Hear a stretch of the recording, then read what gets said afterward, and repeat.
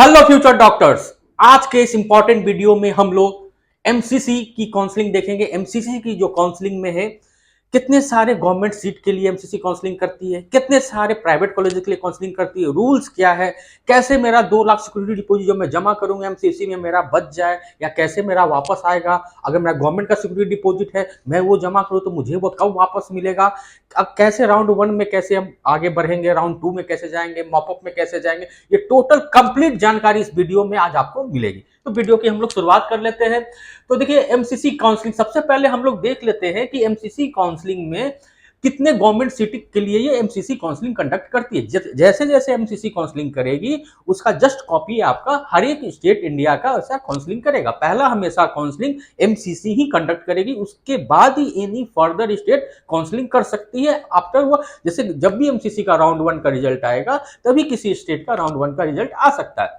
तो अब हम लोग देख लेते हैं कितने सीट्स के लिए एमसीसी काउंसलिंग कर रही है। तो 15%, ठीक है, जितने भी गवर्नमेंट सीट, जितना भी आपका स्टेट से अक्रॉस इंडिया, उसका 15% सीट, जितना भी स्टेट गवर्नमेंट कॉलेज का एमबीबीएस का सीट है या बीडीएस का सीट है, 15% सीट के लिए काउंसलिंग करती है। ठीक है, जितने भी स्टेट का एमबीबीएस बीडीएस सीट है।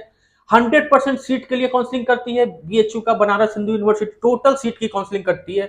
टोटल सीट्स की काउंसलिंग 100% सीट की काउंसलिंग करती है। जितने भी एम्स है पूरे इंडिया में, टोटल 100% सीट के लिए एमसीसी ही काउंसलिंग कंडक्ट करती है।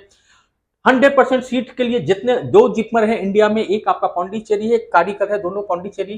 ठीक है, ये टोटल 100% सीट के लिए कौन काउंसलिंग कंडक्ट करती है, तो एमसीसी करती है। 100% एमबीबीएस सीट एमयू, ठीक है, अलीगढ़ मुस्लिम यूनिवर्सिटी के लिए। 85% state quota seat of Delhi university and IP university. Delhi university और आईपी यूनिवर्सिटी का 85% सीट के लिए भी काउंसलिंग एमसीसी ही करती है। जैसे ये वर्धमान मेडिकल कॉलेज हो गया, ठीक है, अटल बिहारी वाजपेयी हो गया, एक ईएसआईसी डेंटल कॉलेज आपका हो गया दिल्ली में। ठीक है, 100%, ठीक है, सीट्स के लिए जामिया मिलिया इस्लामिया, ये भी दिल्ली में स्थित है, तो इसका भी 100% सीट की काउंसलिंग एमसीसी ही करती है। और 15% IP quota seat of EIC, ठीक है, दिल्ली का। और एक चीज और बता देता हूं, ठीक है, 100% सीट, या ठीक है, 100% seat of deemed university. India में जितने भी डीम्ड यूनिवर्सिटीज हैं, ठीक है, जितने भी डीम्ड यूनिवर्सिटी में आपका एमबीबीएस की पढ़ाई हो रही है, तो उसका भी टोटल सीट का काउंसलिंग ये एमसीसी ही कंडक्ट करती है। चाहे वो कोई भी हो, चाहे आपका मणिपाल हो या टाटा मणिपाल हो, चाहे एकेएस हेगड़े हो, जितने भी यहाँ पे डीम्ड यूनिवर्सिटी है, कलिंगा हो, सबका टोटल सीट के लिए काउंसलिंग एमसीसी ही कंडक्ट करती है। अब हम लोग देख लेते हैं चार्जेस क्या हमें पे करने पड़ेंगे रजिस्ट्रेशन के लिए। तो अब देखिए, रजिस्ट्रेशन के लिए आपको जो चार्जेस पे करने पड़ेंगे काउंसलिंग के लिए, ये 1000 रुपीज फॉर जनरल और ईडब्ल्यूएस के लिए, ठीक है, ये रिफंडेबल अमाउंट नहीं होता है। ठीक है, ओबीसी एससी एसटी के लिए 500, ठीक है, एंड फॉर डीम्ड यूनिवर्सिटी के लिए 5000 रुपीज, ये आपका रजिस्ट्रेशन अमाउंट है जो कि नॉन रिफंडेबल है। अब हम लोग देख लेते हैं कि सिक्योरिटी डिपॉजिट क्या देना होगा हमें। ठीक है,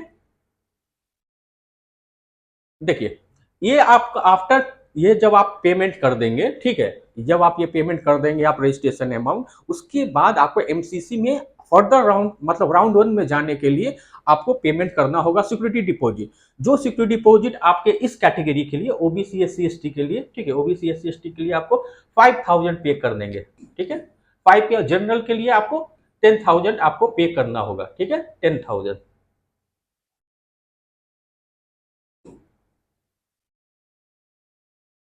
इसके लिए आपको 10,000 देना होगा।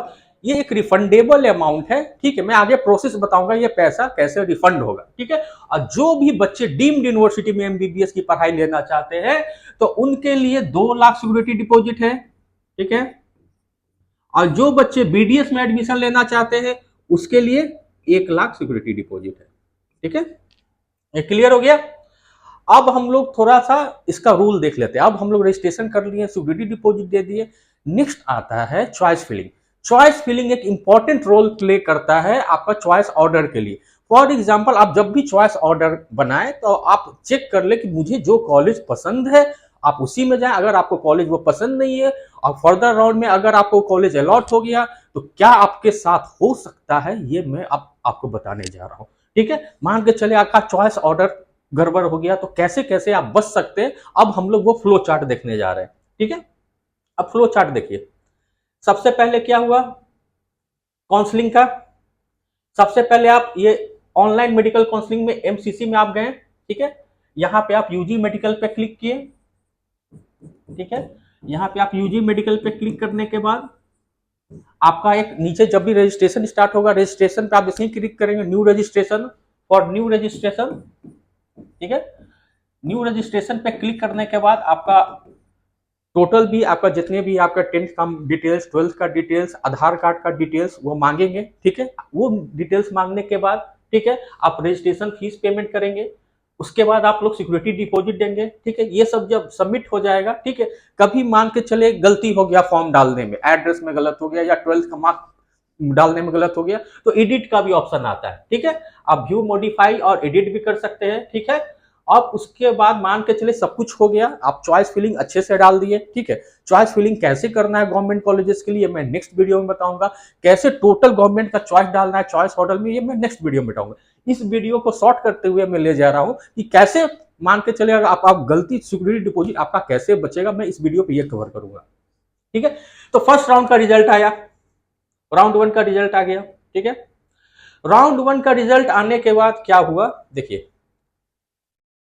एक बच्चे वो हुए जो कॉलेज को ले लिए, गए वो कॉलेज को रिपोर्ट किए, ठीक है। Report to the allotted institute and complete the admission formalities, वो गए और अपना एडमिशन का फॉर्मेलिटीज वो पूरा कर लिए, ठीक है। और एक बच्चा गया और बोला कि नहीं मुझे कॉलेज नहीं चाहिए, तो आप फ्री एग्जिट ले सकते हैं, ठीक है, फ्री एग्जिट ले सकते हैं।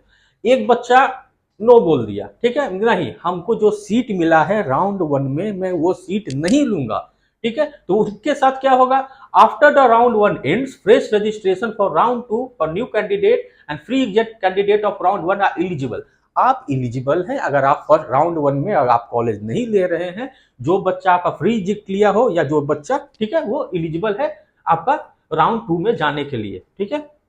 अब क्या हो गया, एक बच्चा क्या हो गया, गया कॉलेज को लिया लेकिन बोला कि मैं फर्दर राउंड में जाना चाहता हूं लेकिन मैं ये कॉलेज को रख रहा हूं फॉर सेफ्टी पर्पस, ठीक है। तो वो बच्चा गया, उसके बाद उस कॉलेज में जाकर के वो अपग्रेड में डाल दिया, ठीक है। सब कुछ फीस आपका डॉक्यूमेंटेशन हो जाने के बाद आपका फीस जमा जब हो जाएगा तभी आपका अपग्रेड में जाएगा, ठीक है। तो फीस वो बच्चा भी एलिजिबल है राउंड 2 में जाने के लिए, ठीक है। एक बच्चे वो हो गए जो फ्री एग्जिट लिए और एक बच्चे वो लिए वो भी आपका राउंड 2 में जाने के लिए एलिजिबल है। अब क्या होगा, राउंड 2 में अगेन आपका न्यू चॉइस फिलिंग होगा। राउंड 1 का जो चॉइस फिलिंग है वो टोटल डिलीट हो जाएगा, फिर से आपका फ्रेश चॉइस फिलिंग डालना होगा टोटल, ठीक है। तो फ्रेश रजिस्ट्रेशन चॉइस फिलिंग आपका for round 2 and round 1 choices will be treated as null and void. Round 1 का जो भी चॉइस फिलिंग होगा वो डिलीट हो जाएगा और आपको फिर से चॉइस ऑर्डर डालना होगा। इस बार आप चॉइस ऑर्डर अच्छे से डालें, ठीक है।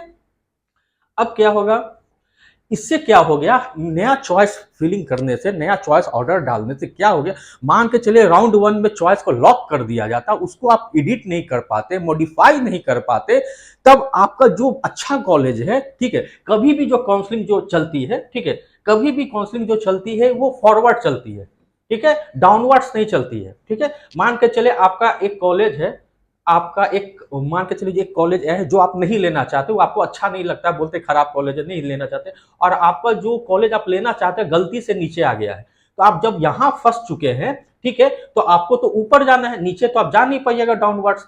तो इसी के कारण न्यू आपका चॉइस ऑर्डर डालने के लिए मौका देता है एमसीसी, जो कि एक बहुत ही अच्छा चीज है, ठीक है।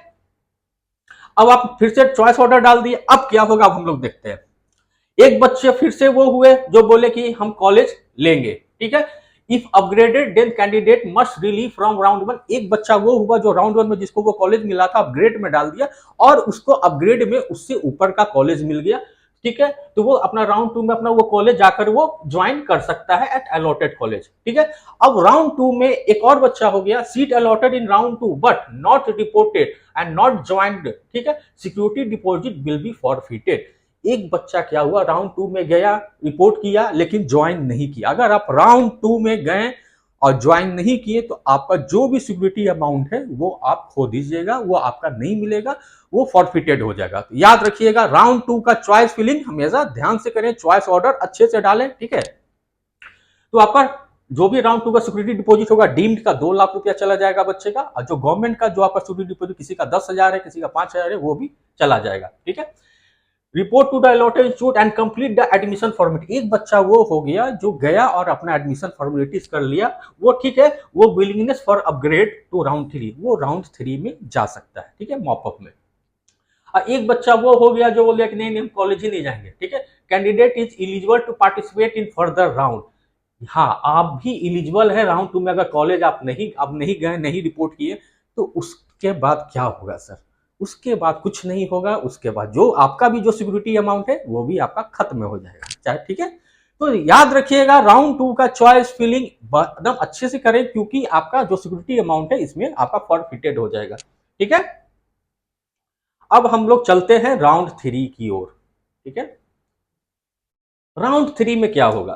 तो राउंड 3 में फिर से आपका फ्रेश रजिस्ट्रेशन हो रहा है। जो बच्चे नहीं रजिस्ट्रेशन कराए थे राउंड 1 में, राउंड 2 में, वो भी बच्चे रजिस्ट्रेशन करा सकते हैं। चॉइस फिलिंग होगा राउंड 3 का। Round 2 choice will be treated as null and void. Again आपका मॉप अप राउंड 3 में फिर से आपका न्यू चॉइस ऑर्डर डालना है, ठीक है। बच्चों को फिर से मेहनत करना पड़ा और उनको फिर से आपका चॉइस ऑर्डर उनको डालना पड़ा, ठीक है। अब राउंड 3 में सीट अलॉट हुआ, ठीक है। अब क्या होता है? एक बच्चा है जो यस ले लिया, चलिए ले लिए, report to the allotted institute and complete admission formality, अपना सीट ले लिया, ठीक है। Join to the allotted institute, one joint, ठीक है, one joint candidate can't upgrade. R3 के बाद आप कॉलेज आगे नहीं जा सकते हैं फर्दर राउंड में। ये आपका आखिरी राउंड है R3। R3 में अगर आपका कॉलेज अलॉट हो चुका है तो आपको सेम कॉलेज लेना पड़ेगा, फर्दर राउंड में आपको जाने का नहीं मिलेगा। आप बोलिए हम पैसा भी हम छोड़ना चाहते हैं, ठीक है, हम पैसा भी छोड़ना चाहते हैं, तब पर भी आप हमको फिर से मैं पैसा सिक्योरिटी डिपॉजिट दे दूंगा, मुझे और आगे जाने दे, नहीं, नहीं मिलेगा। आपका कॉलेज भी गया और आपका सिक्योरिटी अमाउंट भी गया, ठीक है। एक बच्चा जो ज्वाइन कर लिया उसके लिए तो ठीक है, उसका जो सिक्योरिटी अमाउंट है उसका वापस आ जाएगा काउंसलिंग खत्म होने के बाद, एमसीसी का टोटल जब राउंड खत्म हो जाएगा। If upgraded candidate must relieve from round 2 and seat and join the R3 seat, ठीक है। अगर जो भी बच्चा का सीट अपग्रेड कर गया है तो वो उस कॉलेज में जा करके अपना ज्वाइन कर सकता है। एक बच्चा बोल दिया कि मैं नहीं जाऊंगा कॉलेज, ठीक है, मैं जो कॉलेज मिला था, इलिजिबल फॉर स्टे अराउंड, ठीक है, seat allotted and does not join. अब देखिए, seat allotted does not exit with forfeiture, exit with forfeiture and elimination, cannot participate in further rounds of counseling, ठीक है। R3 में अगर आप जो भी बच्चे सीट नहीं लेंगे वो फर्दर राउंड में नहीं जा पाएंगे। अब last round MBBS and BDS का, इसमें क्या होगा? इसमें क्या होगा, चलिए हम लोग वीडियो देख लेते हैं। इसमें फिर से नया रजिस्ट्रेशन होगा, याद रखिएगा, अगेन न्यू रजिस्ट्रेशन होगा, ठीक है। फिर से आपका चॉइस फिलिंग होगा। सीट इसमें जो बच्चे को यस जो सीट लिए वो अपना कॉलेज जाएं, अपना डॉक्यूमेंट फॉर्मेलिटीज करें और अपना एडमिशन को कंफर्म करें। और जो बच्चा अगेन नहीं गया, फिर से नहीं गया, उसका फिर से फॉर फीचर वो can not participate in further round. अगर सुपर स्टे हुआ तो उसमें वो पार्टिसिपेट नहीं कर पाएंगे, जो बच्चा ज्वाइन नहीं किया। तो कभी भी हम लोग अल्टीमेट एक चीज क्या देखें, हम लोग अल्टीमेट एक चीज जो नोटिस किए हैं, हमें चॉइस ऑर्डर, चॉइस फिलिंग एक अच्छे से करना होगा। तो चॉइस फिलिंग करने के लिए हमारा नेक्स्ट वीडियो आप जरूर देखिएगा। अगर आप कुछ भी काउंसलिंग की हेल्प हो तो दिए हुए नंबर पे व्हाट्सएप पे मैसेज जरूर करें, ठीक है। Thanks for watching.